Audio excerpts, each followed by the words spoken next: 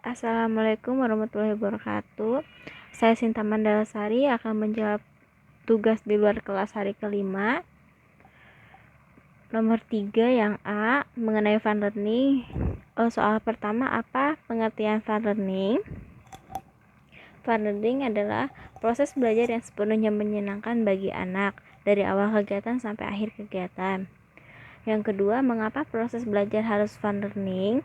Karena merupakan konsekuensi logis dari kata Bimba, di mana seluruh kegiatan yang ada di Bimba harus sepenuhnya menyenangkan dengan konsep bermain sambil belajar. Yang ketiga, apa tujuan fun learning? Yaitu agar setiap anak tumbuh minat belajarnya atau anak senang, semangat, dan menyukai proses belajarnya dan menikmati.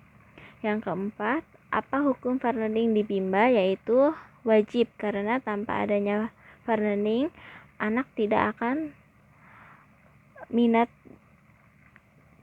tumbuh minatnya.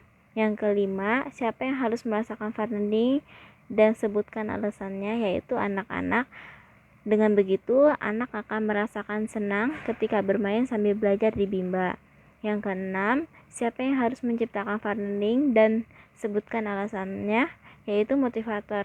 Motivator wajib menciptakan suasana belajar yang menyenangkan bagi anak. Yang ketujuh, bagaimana cara menciptakan fun learning? Yaitu dengan cara small step system dan individual system. Yang kedelapan, bagaimana cara mengevaluasi anak apakah fun learning atau tidak fun learning? Yaitu dengan cara memperhatikan si anak ketika di unit Bimba AIWEO, dan saat proses bermain sambil belajar itu si anak terlihat ceria atau tidak. Yang kesembilan, apa dampak yang terjadi bila proses belajar menyenangkan? Dampaknya yaitu si anak mau kembali bermain di Bimba, belajar dengan sendiri tanpa adanya paksaan, dan mau mengulanginya.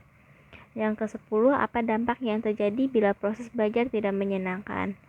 Yaitu dampaknya anak akan merasa tertekan, tidak akan mengulangi kegiatan yang sudah diberikan oleh motivator, dan anak akan merasa bosan.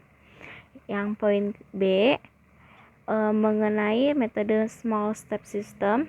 Yang jawaban soal pertama, apa pengertian small step system? Yaitu proses belajar yang dilakukan secara bertahap. Yang kedua, mengapa proses belajar harus dilakukan secara bertahap atau small step system? Yaitu tidak mungkin menyenangkan jika tidak bertahap. Yang ketiga, apa tujuan small step system? Yaitu dalam proses belajar, anak tidak mengalami kesulitan, tidak terbebani dengan beban belajar yang berat. Dengan begitu, belajar terasa menyenangkan. Yang keempat, bagaimana cara agar motivator dapat mewujudkan proses belajar yang small step system? Yaitu dengan cara evaluasi afeksi anak, kenali kemauan atau kesukaan masing-masing anak, masuk ke dunia anak melalui hal-hal yang disukainya. Yang kelima, apa dampak yang terjadi bila proses belajar small step system? Yaitu jawabannya, apabila kita menerapkan small step system,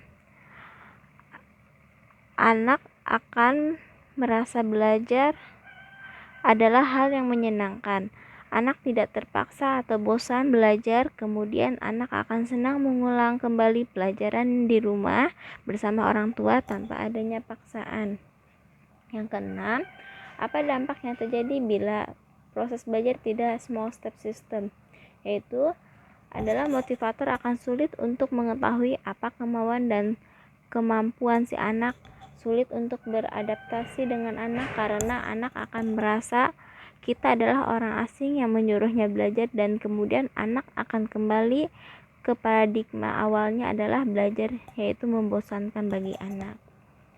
Sekian, terima kasih. Wassalamualaikum warahmatullahi wabarakatuh.